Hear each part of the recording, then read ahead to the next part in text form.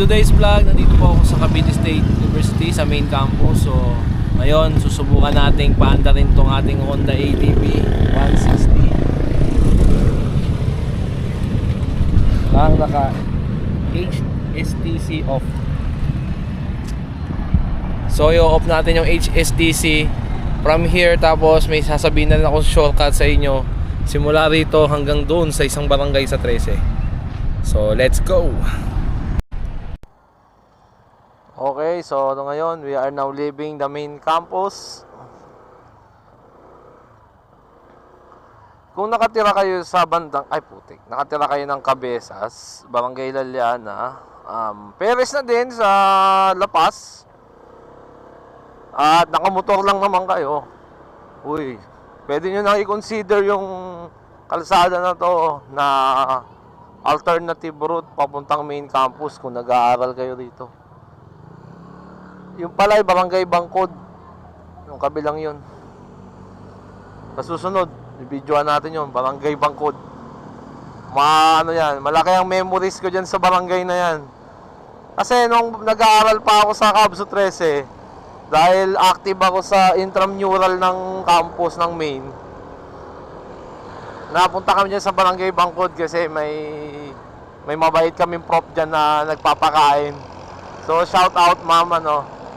Di ko alam kung professor pa rin si Ma'am Arlene, pero nung uli ko siyang sinilip sa website ng Cabso 13, medyo tumaas ang rank ko eh. So shout out Ma'am Arlene. So ngayon, itong kalsada na to is, ito, galing tayo ng main campus dun sa gate 1. So pupunta tayo ngayon sa, syempre, sa residence ko. Pero ito kasi yung pinaka shortcut, imbis na dadaan pa ako ng 13 Bayan, is ito yung dinadaanan ko pagka naghahatid ako dito sa main campus. Pero kung estudyante ka dito sa main campus, pwede mo i-consider yung kalsada na to kasi wala namang traffic dito. At saka medyo malapit din siya kumpara sa dun sa bayan ka dadaan. So itong dadaanan natin na to is yung, parehas na naman yung kalsada, pero dahil pauwi na ako, so dito na ako dadaan. Okay, so ngayon hindi pala muna ako nagpatay ng HSTC. So doon na lang ako sa Bonifacio Shrine magpapatay ng HSTC. Ito yung merong HSTC. So ano ba yung HSTC? So yung HSTC ng Honda is yung traction control for the short term. So yung traction control is nag-help siya na i-regulate yung takbo ng motor para magpantay yung takbo ng harap at saka likod na gulong. So ang purpose nun is para maiwasan yung overspinning ng likod na gulong, para magpantay sila nung harap. So yun yung madalas naman natin naririnig sa YouTube. Yun yung silbi ng HSTC o yung traction control. Yan. So dito, lalabas na tayo ngayon dito sa kalsada na to na one way. Yan. So one way itong kalsada na to, ha. Yan. So pagpunta ka ng main campus, doon ang daan. One way kasi yan eh. Ayan, oh. One way. Ito ako rito, ha.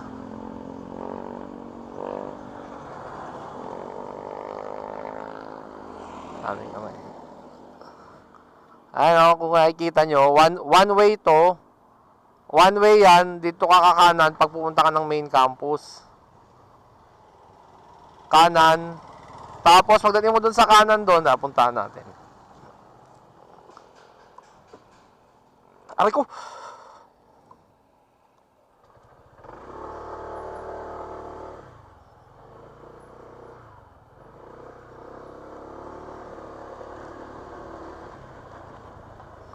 Ayan. One way yan. So hindi ka dyan pwedeng dumaan. City ordinance. So dito ka dadaan.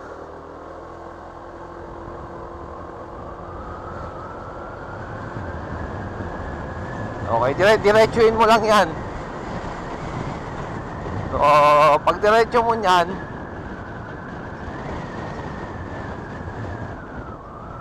Okay, tulan tayo rito. So yung kalsada na yan, yan yung diretso ng ano. Ayan yung papunta ng 13. Tapos dito naman yung diretso papuntang main campus. Yan. So yung dinaanan natin kanina, yun yung magiging ano niyan, yan yung dulo niyan, yung madadaanan natin. So uuwi na ako. Daanan natin. May ating daanan ulit. Sa susunod na vlog natin, papakita natin yung pinagdaanan ko na yan. Uwi na tayo. So ito, yung kasing kalsada na yon is one way dahil napaka-delikado niyang daanan. Ayan o. Pero syempre may mga pasaway dyan na dumadaan. Kasi malapit kasi dyan eh. Malapit kasi dyan kaya maraming nadaan pa rin dyan. So sa ngayon, babaybay na natin yung shortcut na sinasabi ko sa inyo papunta doon sa Amadeo. Amadeo kasi yan eh. So mamaya update ko kayo pag nasa Amadeo na tayo.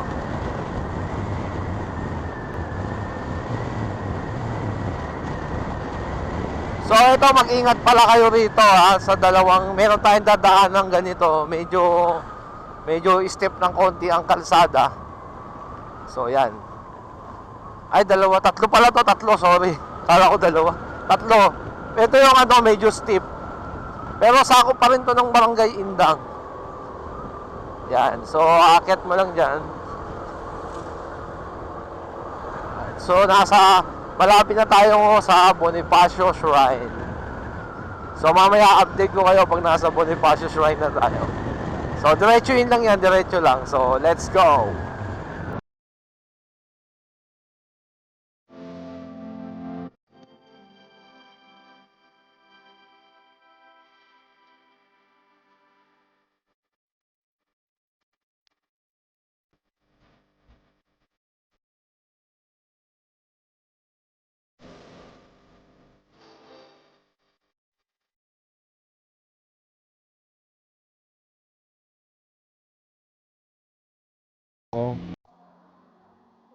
Kita ba? So ano natin yung HSTC. Ayan, naka 1,000 na pala ako. So off natin yan. Yan, nandito pala ako sa Bonifacio Shrine. Tapos yun, nagtanong na din ako kay Manong kung kailan sila open kasi may gusto mag-picture kay Bonifacio. So ngayon, diretso na tayo ngayon doon sa shortcut na sinasabi ko sa inyo. Tsaka sa ngayon, in-off na natin yung HSTC ng Honda. So ito yung dalawang ganito yung sinasabi ko sa inyo, dalawang ganito. So ito yung separation between Indang at saka Amadeo kung hindi ako nagkakamali. Kasi may signboard dun eh. Welcome Indang. Floods. So may dalawang ganito, landslide prone area. Diretso lang. So bali ang madadaanan nyo na parang bundok is dalawang parang ganito at saka yung isang steep dun masyado. Yan. Ay.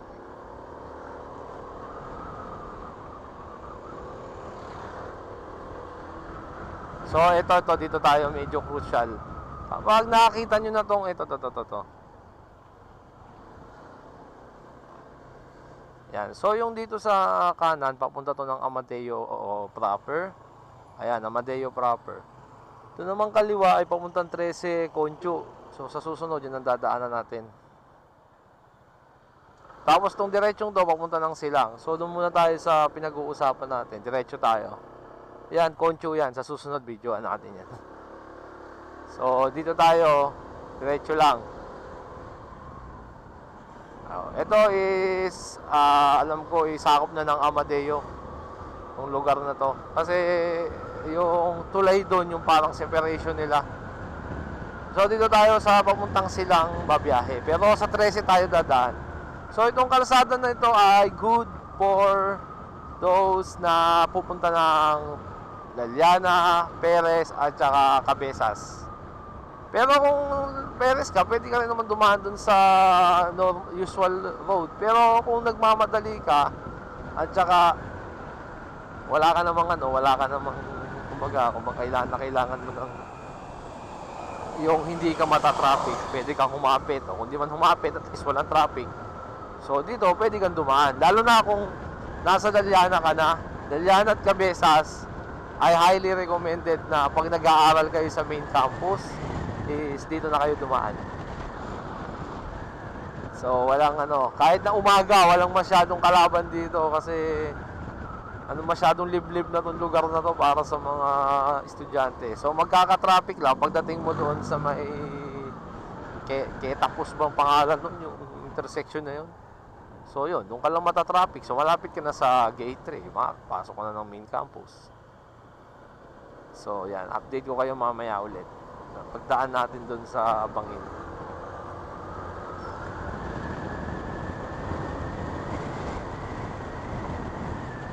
Ito pa yung isa sinasabi ko sa inyo. Yung para siyang Bangin. Ayan. Hindi pa pala to. Pero may isa pa. 4 pala to. May ina talaga ako sa bilangan 4 pala yun. Nakala ko 3 lang. So, 2 parang ganon. Yung kanina. At saka yan. Ayun pa pala. Yung isa, ayun. Yung parang Bangin na sinasabi ko sa inyo. So, meron din yan na, ayan, meron din siyang, di naman siya sobrang steep, pero steep din yung landslide prone area.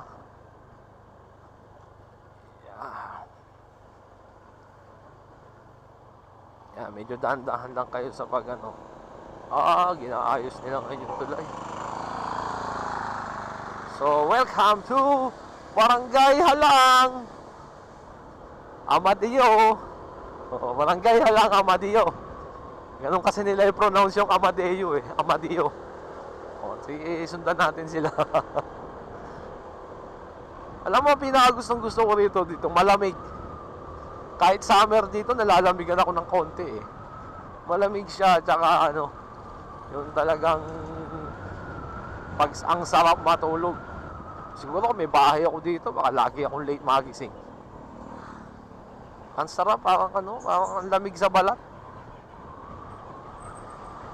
Okay, so nandito na tayo. So ang magiging landmark natin is Dali. Yung kalsada na yan is sa susunod. Pag-uusapan natin yan. Ayan, yan. Dali ang landmark. Tapos makikita nyo yung parang waiting shed na yan. So yan yung magiging landmark mo, tsaka yung Dali. So pag diniretso mo to, silang. So hindi tayo didiretso dyan. So dito tayo sa tawag Pangil yata ang tawag nila sa lugar na to. Hindi ko alam Pero sakop pa rin to ng ng Amadeo. Ito lang part na to, sakop pa din. So didiretsuhin lang natin to hanggang makarating tayo sa 13. Yan. So mamaya ilalagay ko to sa aking reels. Didiretsuhin lang natin to. Sana kaya ng 1 minute lang ito. Yan, diretso lang. So mamaya update ko kayo uli. Basta diretso lang to. Pagka may lilikuan, update ko kayo. Basta sa ngayon, diretso lang tayo.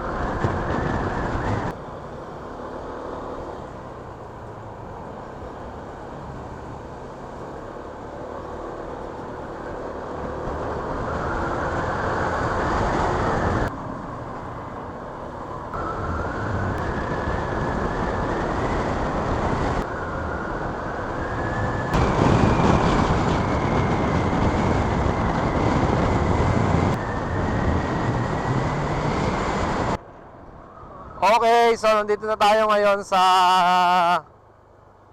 General Trias na yata ito. So pag dumiretso ka doon is papuntang General Trias yan. So dito tayo. Okay, wait lang. Ang pinaka landmark niyan yung tong crossing na to at saka yung poste na yan. So, kakanan ka dyan. Ay, kakaliwa ka pala, sorry. Pagkaliwa mo, eto, dire-diretso na to papunta ang barangay Laliana. So, Laliana, 13 Laliana, Cabezas, at saka Perez. So, ang pangit lang sa kalsada na to is merong 1 kilometrong rough road. Kaya nagpatay ako ng HSTC. Dadaanan kasi natin yung 1 kilometrong rough road. So, lagi naman ako nadaan dito. Pero, syempre, gusto ko lang i-share sa inyo yung mga hidden treasures dito sa Cavite. Kasi, siguro, sa sobrang tagal na natin dito, yung iba na nakatira na dayo, kagaya ko dayo. So, hindi natin alam itong mga hidden roads na to. So, yun, diretso lang yan. Hanggang sa, hanggang doon sa dulo. So, mamaya update natin ulit. Basta diretso lang naman yan.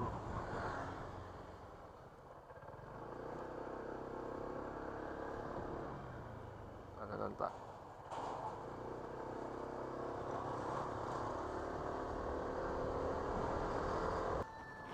Barangay Hall ng... Wala, hindi ko alam kung anong barangay hall yan. Sa barangay hall ng General Trias pa rin yan. Sa Medellin. Ay!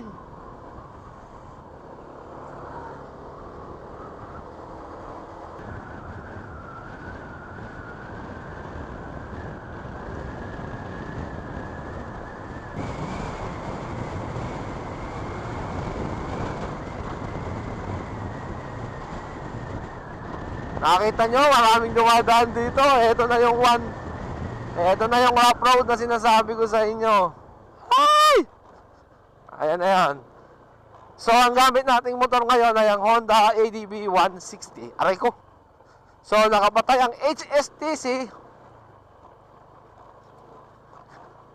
Pero kahit naman hindi nakapatay HSTC, okay naman sa mga gantong minor rough road. Pero pinatay ko na para mabilis ako makabiyahe kasi hirap na hirap mag-spin ng gulong pag naka-HSTC sa lubak.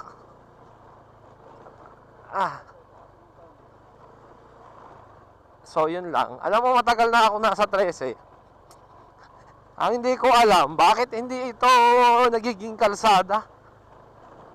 Narinig ko na tong kalsada to. I was 18 years old. Hanggang ngayon, rough road pa rin siya. So, yun lang. Hindi ko lang aray ko. So, teka lang ha.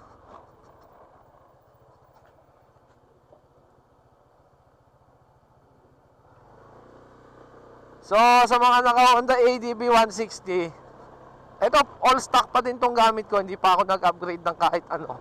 Pati yung pati pang gilid. As in, okay ito. Lahat to ay full stock. Talagang kapag dadaan ka sa lubak, dapat naka-off ang HSTC mo. Wala rin akong skid plate kasi hindi naman ako madalas nadaan sa lubak. So, ingat na lang sa pagdadrive. At saka, syempre, wag mo isasayad yung engine cover. Yung mga talsik-talsik ng bato, kung mabagal ka naman, hindi naman ganun kalakasan na tatama. Kahit paano naman, excuse me. Kahit paano naman, may konting tibay naman ang engine cover ng Honda. Siguro yung mga nababasagan, mabilis siguro takbo nun. Well, isa pa sa mga pinag-iisipan ko yan kung maglalagay ba ako ng skid plate. Kung yung pambili lang, may pambili naman ako ng skid plate. Parang, hindi pa ako kumbinsido lang na magkabit ng skid plate kasi 50-50 pa ako dyan May mga nakikita kasi ako na sumasayad yung skid plate sa ilalim ng bumababa yung seat height.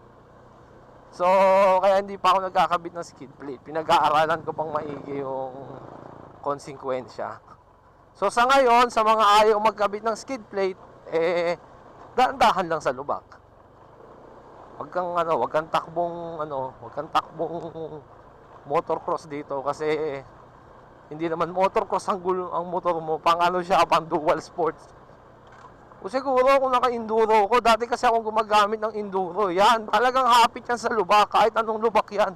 Takbong 40 talaga ako dyan. Takot pa ako nun. Nakikita ko dati yung mga kasama kong professional, putik lubak, ang takbo 60, 70.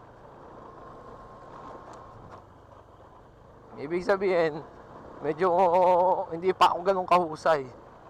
Makikita nyo na napapaano naman siya, okay naman. Basta sa lubak, off lang HSDC and then dire-diretso lang.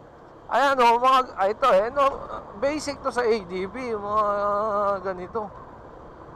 So yan, nasa 13 na po tayo. Nasa Barangay Laliana na po tayo, mga ka-adventures, mga ka-FBS. So tingnan nyo maigi ang ating shoot. Mamaya i-upload ko to sa YouTube channel ko. So yan, may basura na. So ito na tayo, nandito na tayo sa ang Barangay Laliana to na sa Sherwoods, kung hindi nyo alam. Dito rin yung papuntang Sherwoods. So dito na tayo. So pag diniretso mo yan, Barangay Palawit. Palawit ang tawag nila dyan. So yan yung proper ng Laliana. Tapos itong mga village na to, ito yung mga NHA village dito. Tapos diretsuin mo yan, Cabezas, tsaka Hugo Perez. So yan po yung mga kalsada. So ngayon nandito na ako sa residence ko. Dito ko natatapusin yung aking video. So may pupuntahan pa kami mga delivery. So mamaya na mag-e-edit lang ako. So this is Brian. God bless. And ride safe, keep safe. So kung natuwa ka sa video ko, pwede ka rin mag-subscribe at saka syempre kahit manood ka naman. Kasi baka katulad kita yung wala ka ng panahong maggagala. Eh di mag short ride lang tayo dito sa maiksing daanan.